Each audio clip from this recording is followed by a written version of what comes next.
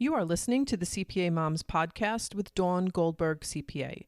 This is episode number 120, Best Accounting Programs, Technologies, Practices, and much more with tech maven Heather Satterley, CPA. Welcome to the CPA MOMS Podcast, the podcast where busy female accountants who also happen to be moms like you get practical support and solutions you need to have it all, a successful career and a happy family. If you are looking for the solution to overwhelm and mom guilt, if you'd like to feel better and have more balance, as well as learn how to take back control of your life, you've come to the right place. So I just want to welcome Heather Satterley to the show. I had Heather on a few months ago, and what we talked about was Heather's CPA mom's story. And we talked about what it was like to be a second generation CPA mompreneur, which was so fascinating. You have to go back and check out that interview. Heather was named one of the top 50 women in accounting in 2019 by Practice Ignition. She, in addition to her 100% virtual consulting company, Satterley Consulting, Heather has a YouTube channel that's called the Appy Hour. That's APPY. And she and her co-host have free webinars, and they discuss various technology apps and programs available for accountants, basically helping them to feel competent and confident when you're dealing with the ever-growing technologies that are available. And I love the conversation we had, Heather and I had, about being a CPA mompreneur, but I really wanted to have her back on because I did a poll in our CPA Moms community, and the members of our community were really interested in a few technology topics, like the best practices for document storage, filing structure, and retention for small firms, and also the best cloud-based accounting programs. So Heather, tell us all the things.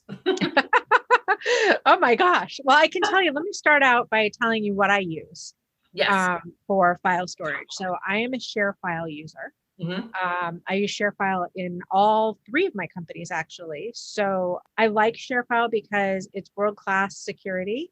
It's easy to use because it has a file mapper capability that allows you to basically, it feels as though you're working locally on your own computer, but you're actually connected to the ShareFile account in the cloud. It's easy to work with as far as sending links to clients to upload secure documents. And I get to control what the security is on every single document that I request from a client. Okay. So some clients are asking me, they need to send me things that aren't sensitive. And so those I might make easy for them and say they just have to put in their name and email address to upload it.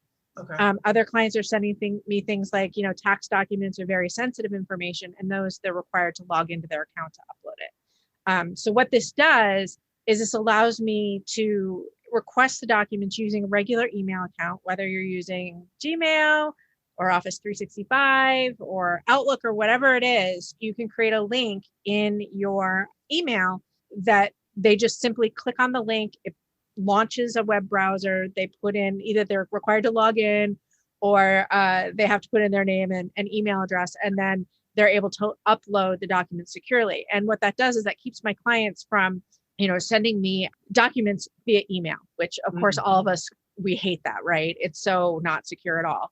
So I love that. There's a lot of other really amazing features in ShareFile. I don't utilize all of them because I do a lot of homegrown automations using Zapier and other things. So, but there's things like where you can create checklists for your clients. So you can create templates and workflows that basically tell a client, say you have a client that's doing a 1040, you can actually create a template that says, upload these different documents, right? And then apply that to a particular client and it will crust it.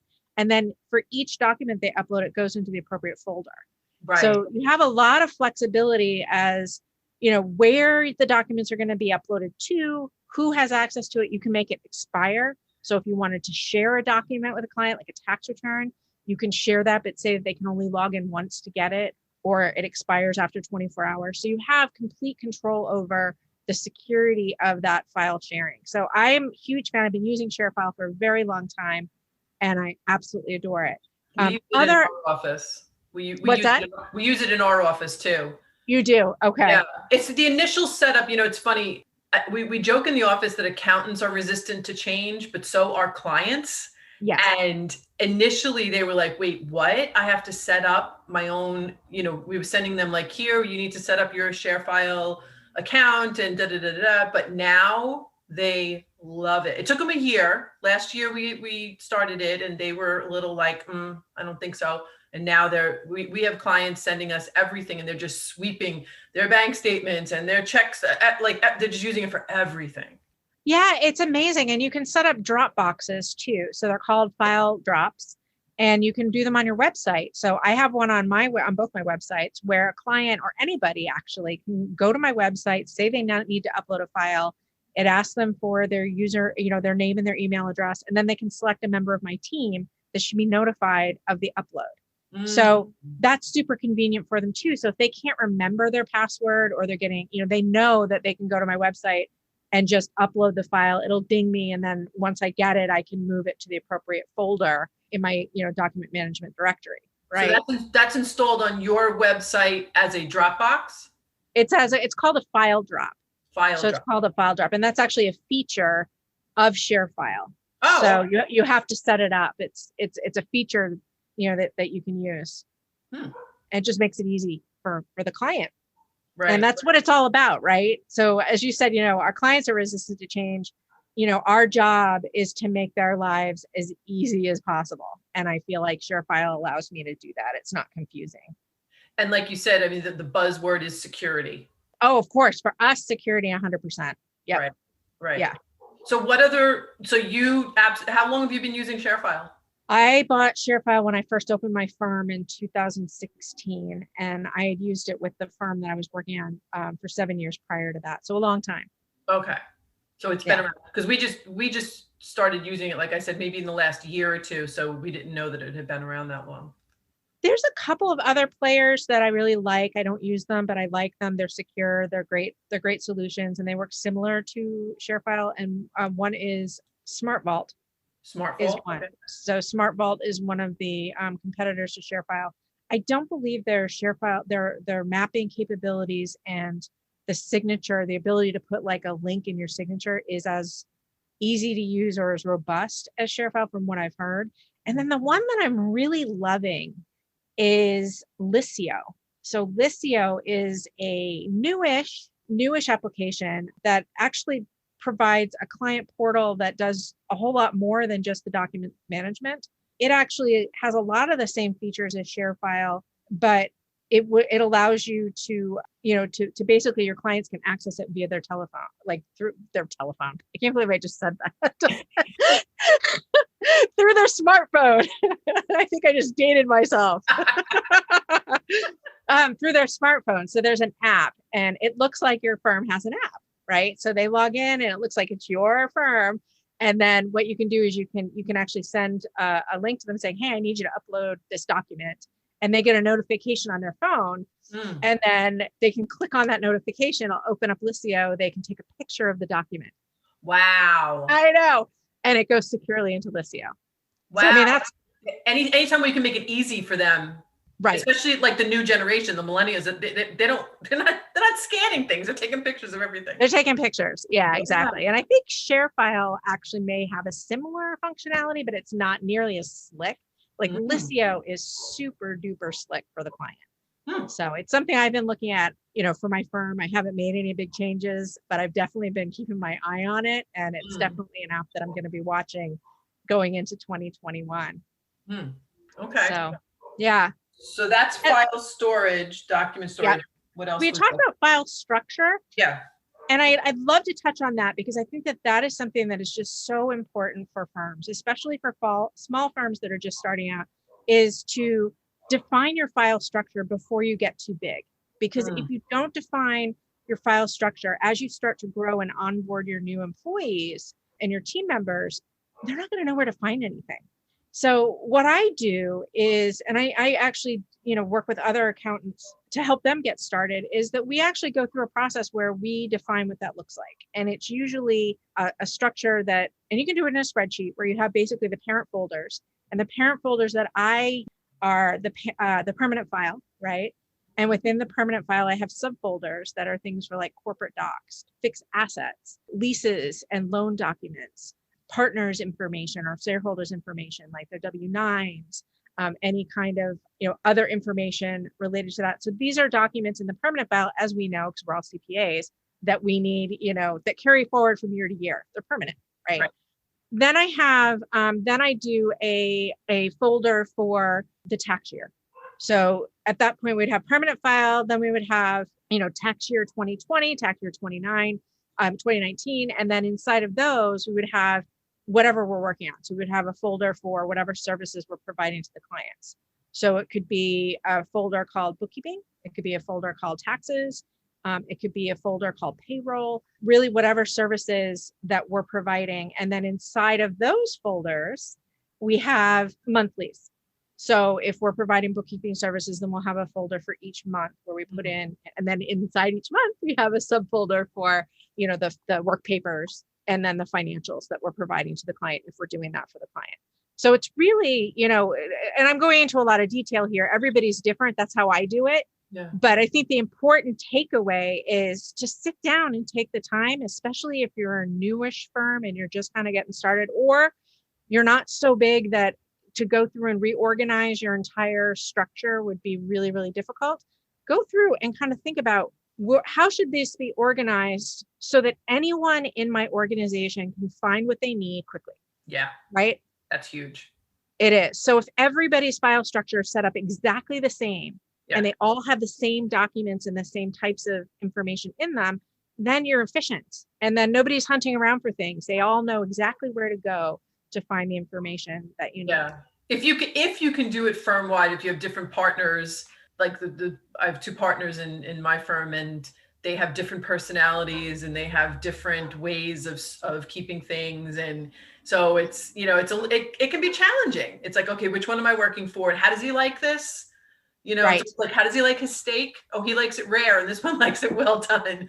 So yeah, if you can have more of like a general way of the firm, and then there's subtle nuances that there are. I mean, I think one of the things that I would, if you're in a firm and you have partners and they're doing things in different ways, it really behooves them to have a conversation with their team and their other partners, right? Because they're making own inefficiencies in their own practice. Yep.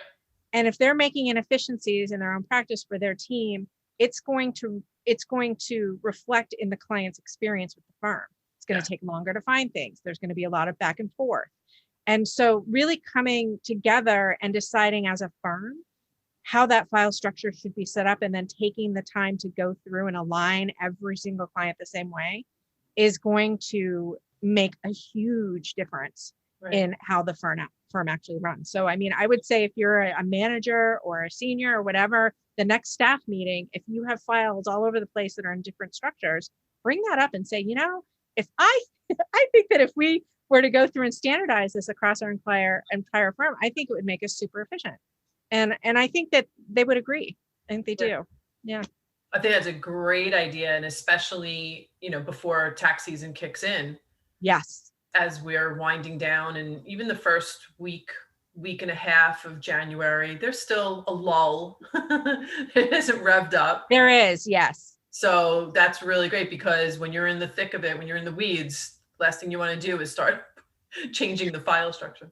And Don, think about this. If you hire a new employee and you have a document in their onboarding materials that shows them what that file structure is and what documents are included in each folder, think about how easy it's going to be for them or how much easier, I should say, it'll be for them to onboard into the firm. They won't be asking as many questions. They'll have something to go to that will help them to kind of self-service when they're looking for things. It makes it so much easier for someone new, whether they're experienced or not, someone new to come in and to see if everything kind of looks, if it's got the same structure, then it's like, oh, this is what I need for this. This is what I need for that. Exactly.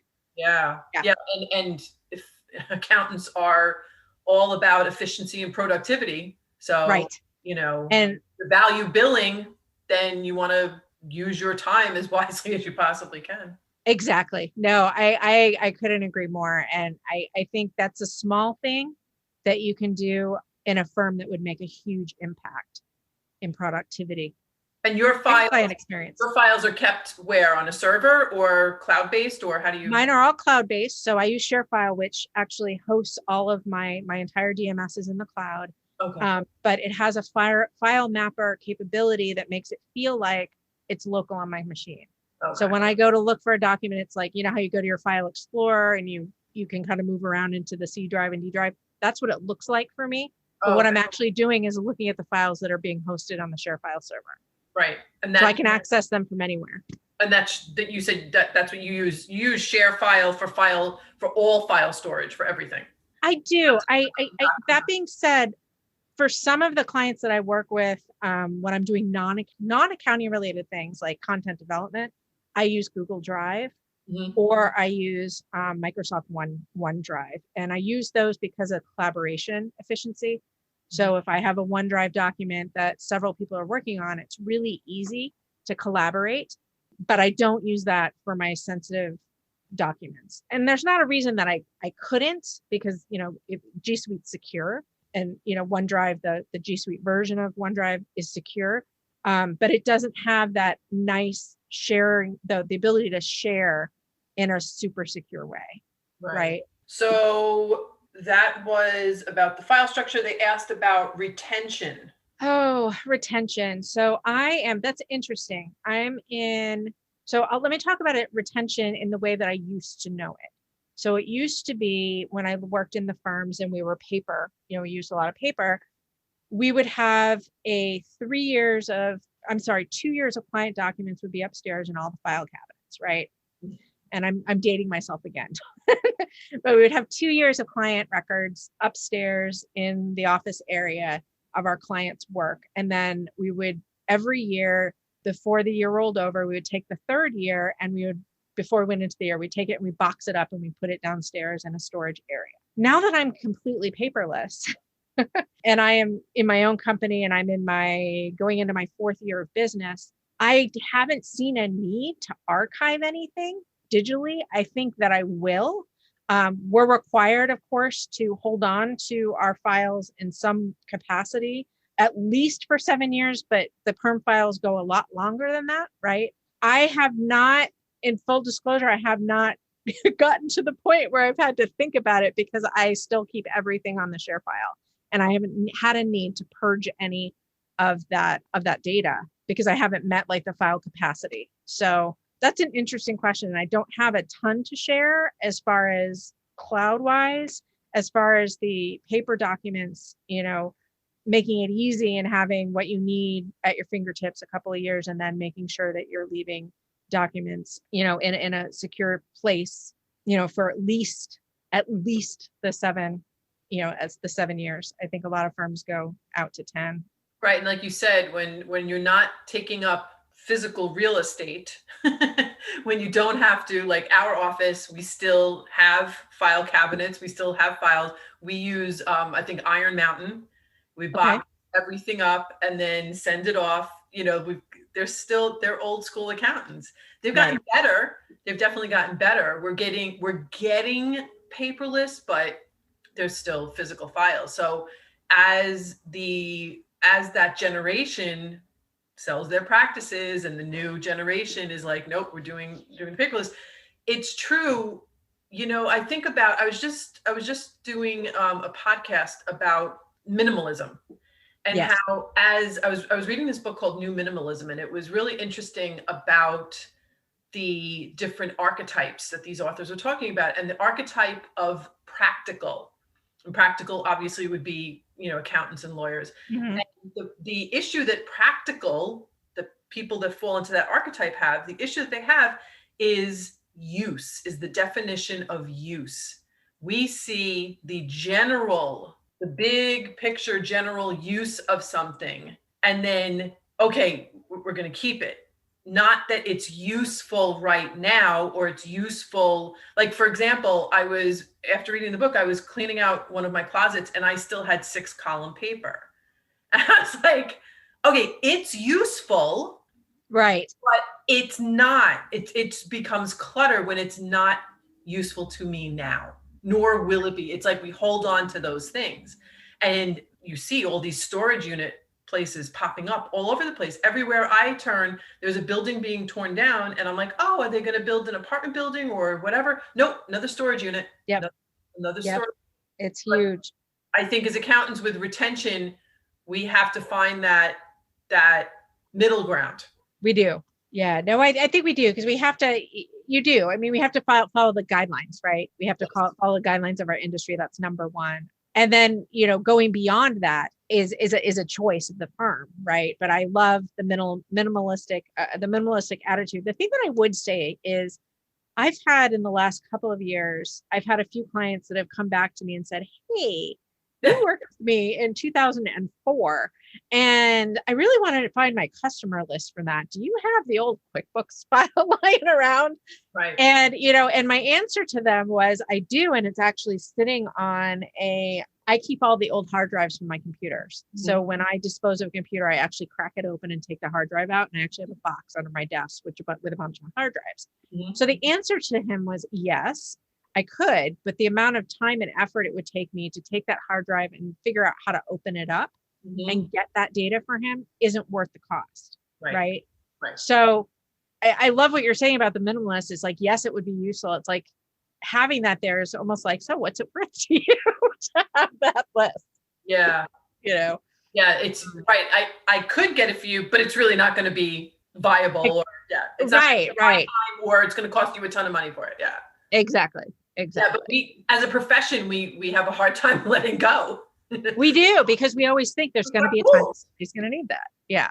Yeah. We are the keepers of data. Yep. All you need is one client. We have that in the office. One client to do exactly what your client did. Oh, back in 2004, blah, blah, blah, blah, blah. And then you, in your mind, you go, see how it's a validation, 100%. It validates it. And then it becomes, you're writing the check for Iron Mountain, or you're adding gigabyte storage, and you're like, yep, it's worth it. It's worth it. Yeah. And I think it's important when you're thinking about this, whatever your document retention is, that you put that in your engagement letter, right?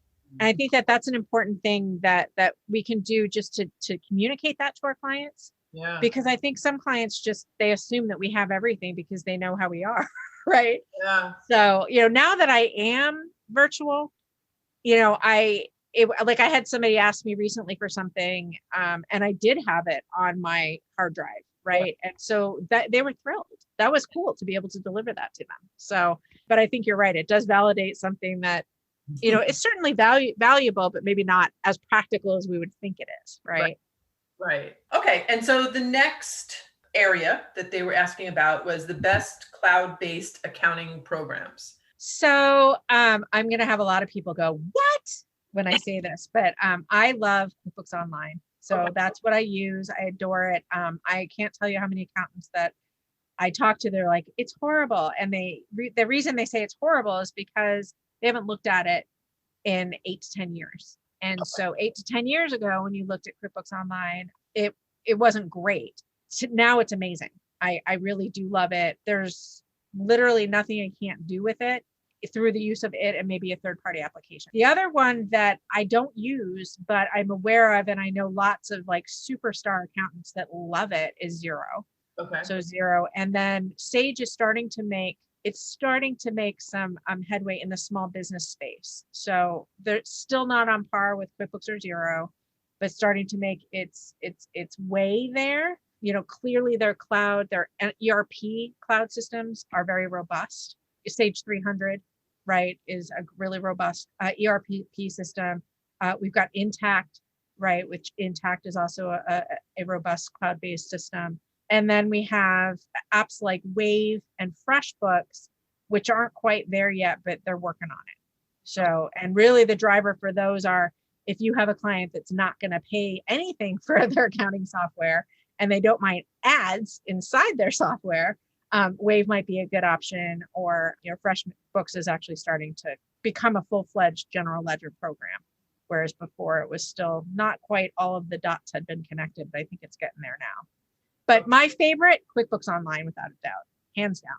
So, I looked at it years ago. I'm one of those people like, it's horrible. Desktop is so much better. So tell me what does desktop do that QuickBooks Online can't? Is it completely like, do they cover all the bases?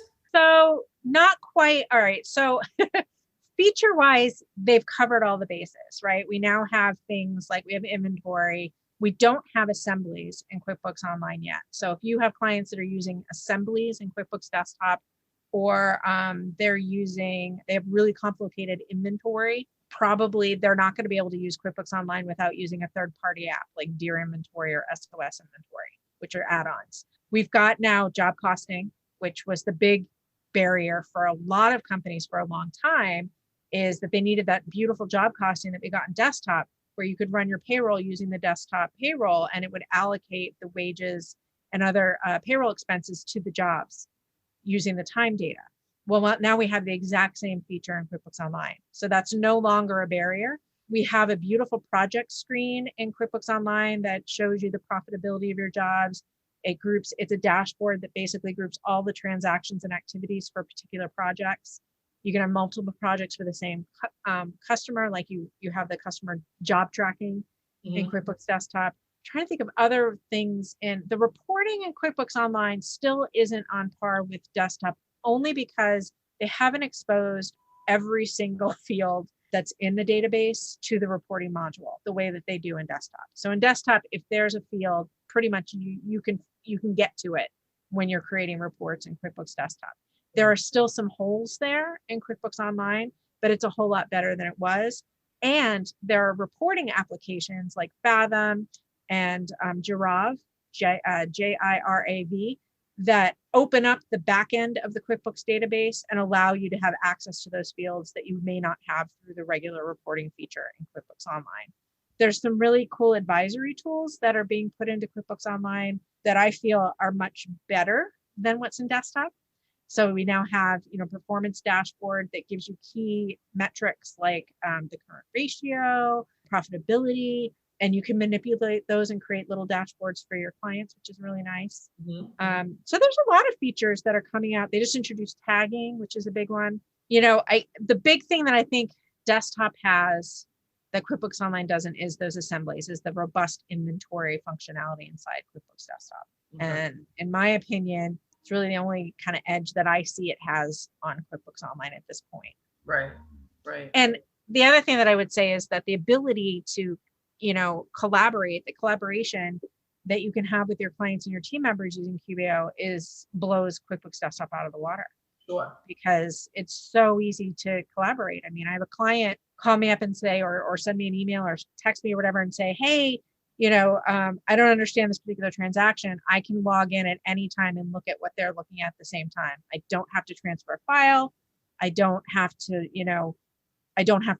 do a log me in with them. I can just get in and see exactly what they see. So that's really nice. So you have the YouTube channel, the Appy Hour. So what is like the latest and greatest that you're excited about? So we actually are doing a special on December 22nd, which is next week, where we're going to talk about the top 4 apps that we're excited about in 2021. There's a couple of really neat apps. So what's happening is when cloud accounting when cloud applications became really popular in the 2000s and the first 2 decades of 2020, right? We saw a lot of what Doug Sleater, I don't know if you know who Doug Sleater is, but he's like a big QuickBooks Pro advisor and accountant. He talked about the chunkification of data, right? That you would have this core system and you basically get all these applications that kind of linked together and share data to build out a customized accounting system for a small business. And that's what we see right now.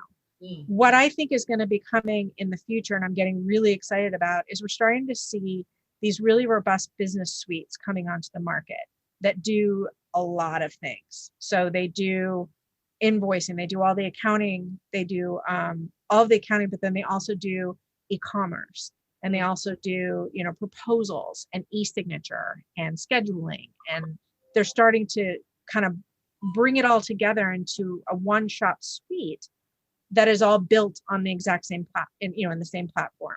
And so I'm excited to see some of those come together. Intuit is doing a lot of that too. So they keep buying up some, tech companies that have a really awesome feature that they want to be included into QuickBooks Online. And so we're seeing some of that happen now within QBO and QuickBooks Online Accountant, but we're also seeing it in applications like SuiteDash, which is an all-in-one business dashboard that does, it would replace MailChimp or Constant Contact. It could replace Acuity or Calendly. It could replace ShareFile. It has secure file storage.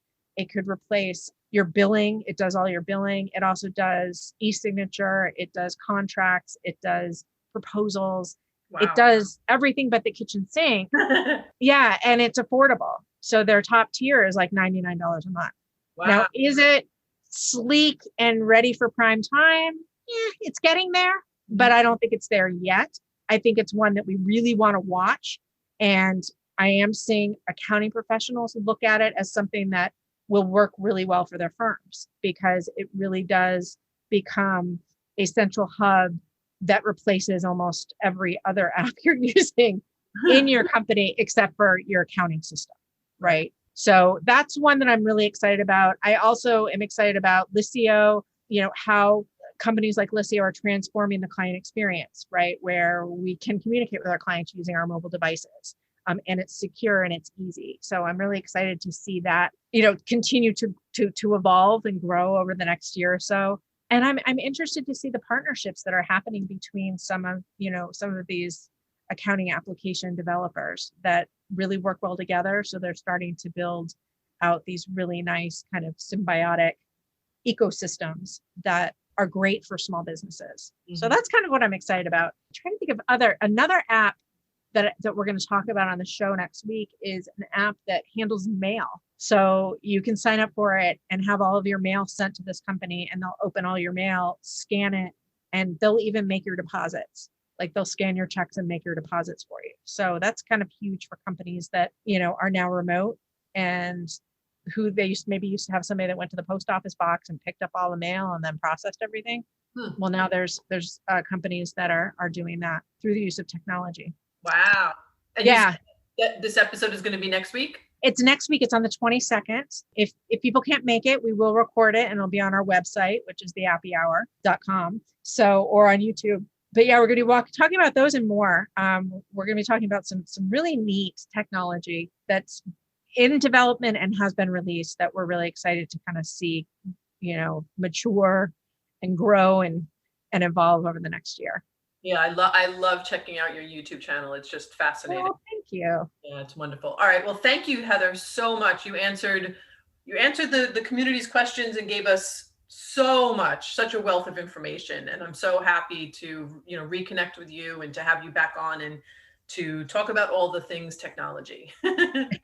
Well, thank you so much for having me. I love hanging out with you, Dawn. Thank you. All right. So have a great holiday and I'll speak to you soon. Great. Thanks. Thanks, Heather. Thank you so much for joining me today. If you like what you heard, be sure to click subscribe on your podcast app so you never miss an episode. At CPA Moms, we pride ourselves on being the e-harmony of the accounting world, making it possible for business owners to have their accounting needs met by amazing CPAs that are moms just like you. Whether you are an accountant interested in growing your own solo mompreneur business, or perhaps you are looking for flexibility to work from home, or maybe you are looking to grow your current firm or team, CPA Moms has what you are looking for. Check us out at cpa-moms.com.